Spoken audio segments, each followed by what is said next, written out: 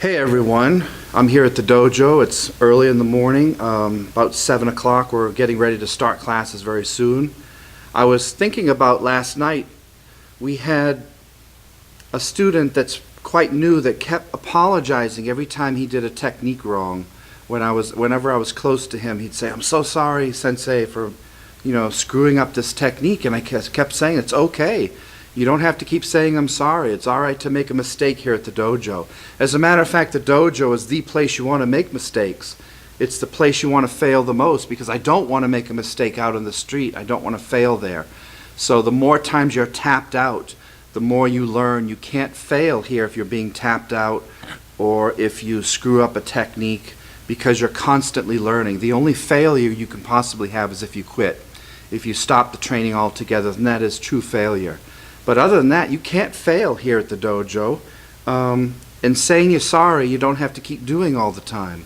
However, something popped in my head, and I'm like, boy, when you say I'm sorry, that is such a powerful de-escalation tool. And I thought about this in a philosophical terms. How can we use this outside the dojo, when we're at work, or we're in a relationship, or with our kids, or think of all the long-term relationships people have had where something has gone sour, or you have a brother or sister you haven't talked to in 10 years or something. And it's almost always because one side won't just say I'm sorry. They can't come to an agreement. And I thought that is such a powerful tool to apologize to someone. It's such a high-level black belt technique. When you know you're wrong, and when you know someone is right, you know it's causing strife and pain, just to say, "I'm really sorry. I apologize for everything I've done. I was clearly wrong. How can we get through this? What can we do next? Let's resolve this issue." That is so meaningful. That is so powerful. It is not a weak stance to take.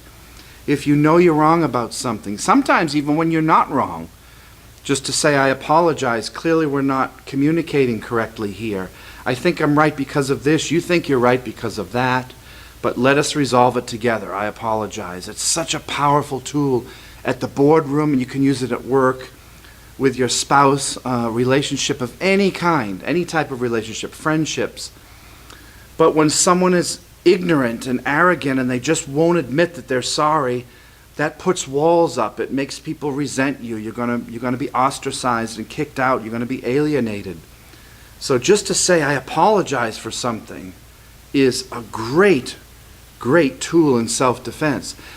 Can you imagine if all of the traffic accidents that happen when people cut each other off, and you know how some people are stupid and they get out of their car and they confront the person? Can you imagine if you just waved out the window and said, "I'm so sorry, I didn't mean to cut you off"? How many deaths would be saved? How many lives would be saved? How many lawsuits we wouldn't have? People tend to be unintelligent and get angry in the moment, and they escalate things when that is the dumbest thing you can do. I don't know if that guy has a gun in his car or a knife, or you just let it go. The idea of letting things go and apologizing and starting fresh is what separates the human beings from the animals when you think about it. So apologizing, if you're out there and you know you have some sort of conflict with someone in life and you're being stubborn and you just won't apologize, it's not the most intelligent route to take. You can take that route, but your relationships are always going to sour, and you're always going to just think, "If I'm right all the time," I'd rather be happy than right all the time. I really would. Life is too short to carry these burdens and these sadnesses and all this stuff. I just learned to say, "I apologize. If we're not communicating right, let's work it out together." Or if you know you're wrong in something, people will respect you more when you say "I'm sorry" and when you apologize, rather than when you just grind at them and try to pretend that you're always right. It's just a thought I had. Hopefully it'll help anyone out there that's fighting with a spouse or a child or a friend. Just call them up and say, "I'm sorry, let's work this out." And they may not reciprocate. Don't expect anything back. Never do that. If you expect things back, then when they don't do what you expected, you'll be disappointed and you'll never try again. Remember, the only way to fail is when you quit something altogether. But by trying over and over again, you are winning. You are doing the right thing. We'll see you next time. You guys have a great day, and wherever you are, have a good one.